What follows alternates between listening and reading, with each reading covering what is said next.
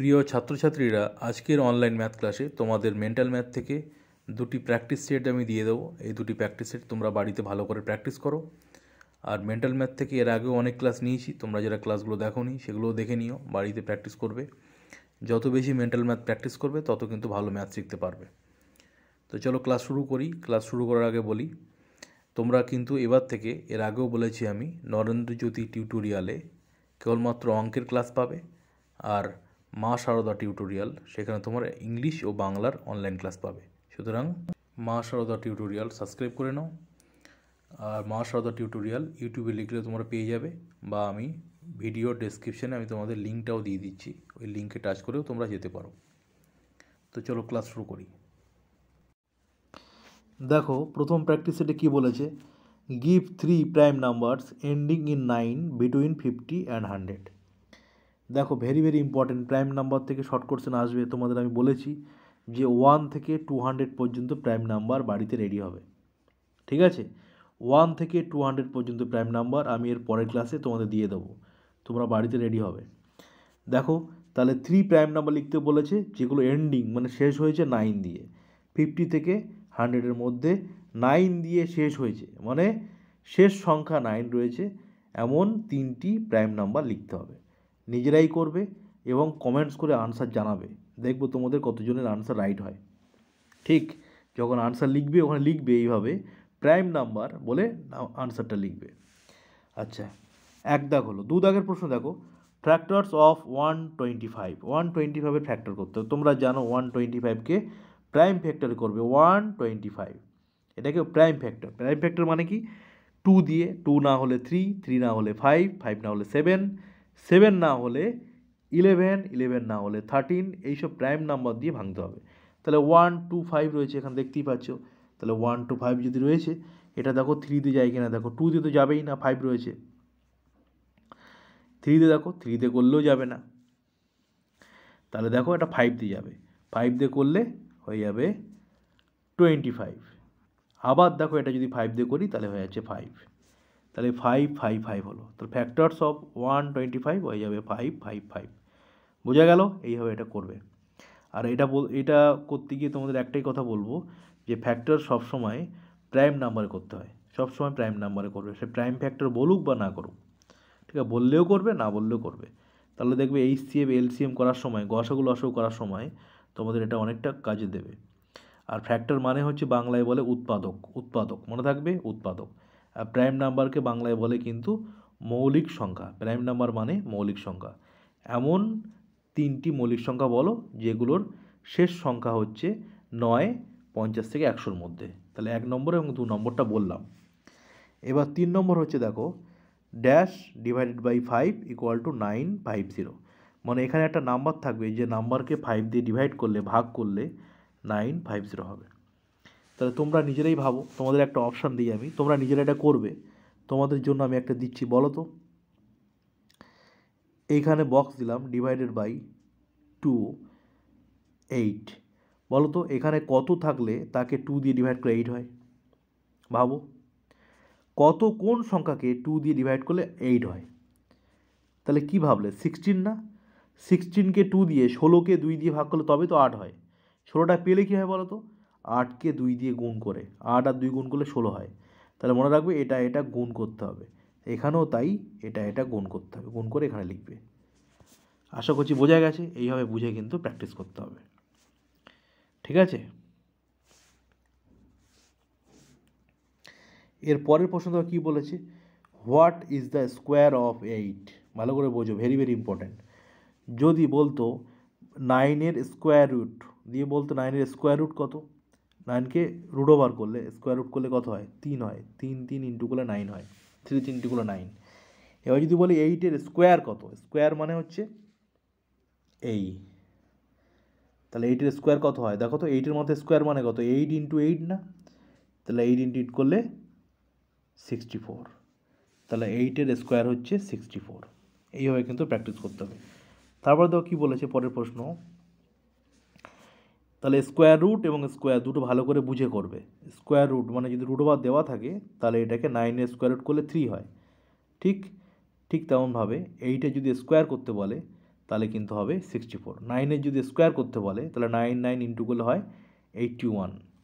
ঠিক আছে, মনে রাখবে এইভাবে। আচ্ছা, তার মানে বাংলায় যাকে বলে বর্গমূল আর বর্গ করা। যদি বর্গমূল বলে 9-এর বর্গমূল কত 3, আর যদি বলে 9-এর বর্গ কত, তাহলে 9 আর 9 গুণ করে হয়ে যাবে 81। এটা হলো দুটো পার্থক্য, বর্গ আর বর্গমূলের। এবার দেখো পরের প্রশ্ন কি বলেছে, এক্সপ্রেস 5 টু দ্য 8th পাওয়ার। তাহলে বলেছে দেখো এক্সপ্রেস 5 টু দ্য 8th পাওয়ার, তাহলে 8 পাওয়ার হিসাবে 5কে আমাদের প্রকাশ করতে হবে। কীভাবে করবো ভালো করে দেখো মনোযোগ দিয়ে। তাহলে দেখো বলেছে 8th পাওয়ার, তাহলে কি হবে 5 টু দি পাওয়ার 8, এটাকে পাওয়ার বলে।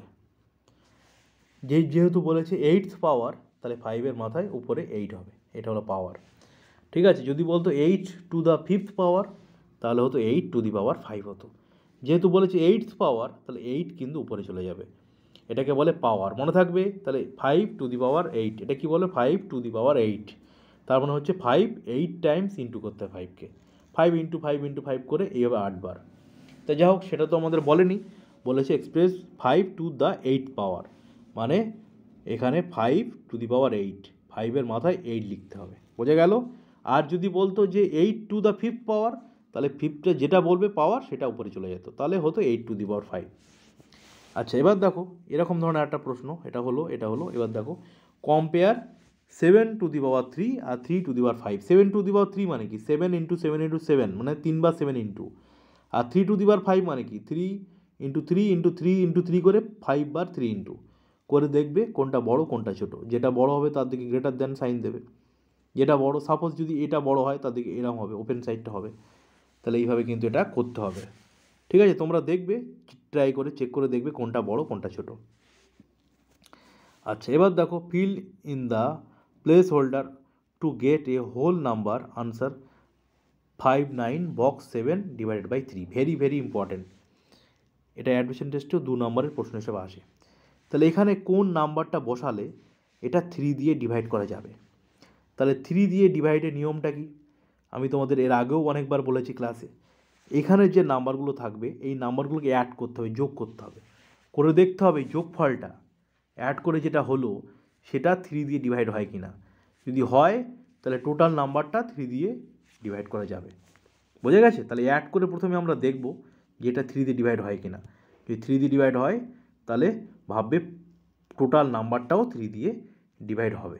তাহলে 5 9 আর 7কে অ্যাড করছি, দেখো 5 9 আর 7কে অ্যাড করছি। তাহলে 5 9 আর 7 যদি অ্যাড করি, দেখো হয়ে যায় 21। তাহলে 21কে 3 দিয়ে তো ডিভাইড করা যায়, তাহলে 21কে 3 দিয়ে ডিভাইড করা গেলে টোটাল নাম্বারটাও করা যাবে। তাহলে এটা যখন ডিভাইড করা যায় তাহলে এর সাথে কোনো নাম্বার অ্যাড করার আর দরকার নেই, তখন এখানে 0 দেবে। দেখো 5 9 0 7, 5 9 0 7, 5 9 0 7, এটাকে তুমি ভাগ করো 3 দিয়ে, দেখো ভাগ মিলে যাবে। আবার বলছি 3 দিয়ে ডিভাইডের নিয়ম, এখানে যে নাম্বারগুলো হবে এই নাম্বারটাকে 3 দিয়ে, এই নাম্বারটাকে প্রথমে যোগ করবে, অ্যাড করবে, করে সেটা যদি 3 দিয়ে ডিভাইড করা যায় তাহলে টোটাল নাম্বারটা অর্থাৎ 5 9 0 7টাও 3 দিয়ে ডিভাইড করা যাবে। তাহলে 5 9 7কে অ্যাড করে তো 21 হলো, 21কে 3 দিয়ে তো ডিভাইড করা যায়, তাহলে তো আমার কোনো নাম্বার এখানে অ্যাড করার দরকার নেই। যদি 1 শর্ট পড়তো তাহলে এখানে 1 লিখতাম, তাহলে 1 করলে 21 হতো। শর্ট পড়ছে না তো, 21 3 দিয়ে ডিভাইড করা যায়, 7 হয় ডিভাইড করলে, তাই আমরা এখানে 0 দেবো, বোঝা গেল। ভীষণ ইম্পর্টেন্ট, কিন্তু পরীক্ষা আসে, বাড়িতে ভালো করে বুঝে প্র্যাকটিস করবে। আর বুঝলে কি না কেমন লাগছে ক্লাস অবশ্যই কিন্তু কমেন্টস করে জানাবে, ঠিক আছে। আর নতুন হলে সাবস্ক্রাইব করতে বলবে না, সাবস্ক্রাইব করে রাখবে এরকম ধরনের ক্লাসের লিঙ্ক পাওয়ার জন্য। চলো পরের প্রশ্ন দেখো, পরের প্রশ্ন কি বলেছে, how many grams in 5 whole 1/4 KG. তাহলে 5 হোল 1/4 কেজি অর্থাৎ 5.1 কেজির মধ্যে কত গ্রাম আছে।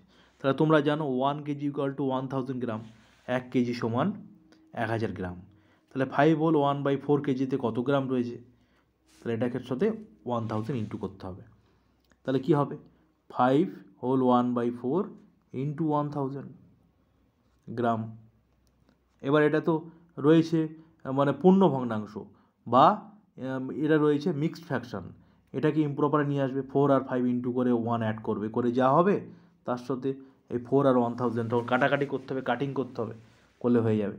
করলে কী হয়, 4 আর 5 ইন্টু করলে কী হয়, 20 আর 1 অ্যাড করলে কী হয়, 21/4 হলো ইন্টু 1000। এটা কাটিং করবে, 1000কে 4 দিয়ে কাটিং করলে কী হয়, 1000কে 4 দিয়ে কাটিং করলে দেখবে 250 হয়। এই 250 আর 21 ইন্টু হবে, করলে যেটা হবে সেটা গ্রাম হবে আনসার। বোঝা গেছে? এইভাবে বুঝে কিন্তু এটা করবে।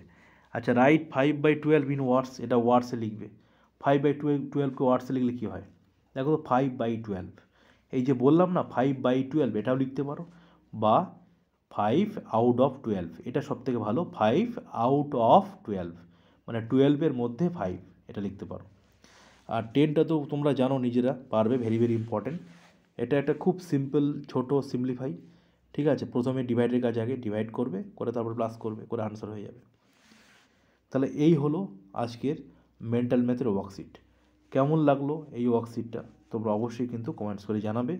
আর মা সারদা টিউটোরিয়াল সাবস্ক্রাইব করতে ভুলবে না, ওখানে বাংলা এবং ইংলিশের ক্লাসগুলো পাবে। আর এবার থেকে নরেন্দ্রজ্যোতি টিউটোরিয়ালে শুধুমাত্র অঙ্কের ক্লাস পাবে, কারণ এখানে বাংলা ইংরেজি অঙ্কের অনেক ক্লাস হয়ে গেছে, তাই এবার থেকে এখানে অঙ্কই পাবে শুধু, ওখানে তোমরা বাংলা ইংলিশ পাবে। তা দুটোই তোমরা সাবস্ক্রাইব করে নাও। সবাই ভালো থেকো, সাবধানে থেকো, পরের ক্লাসে আবার দেখা হবে, টাটা।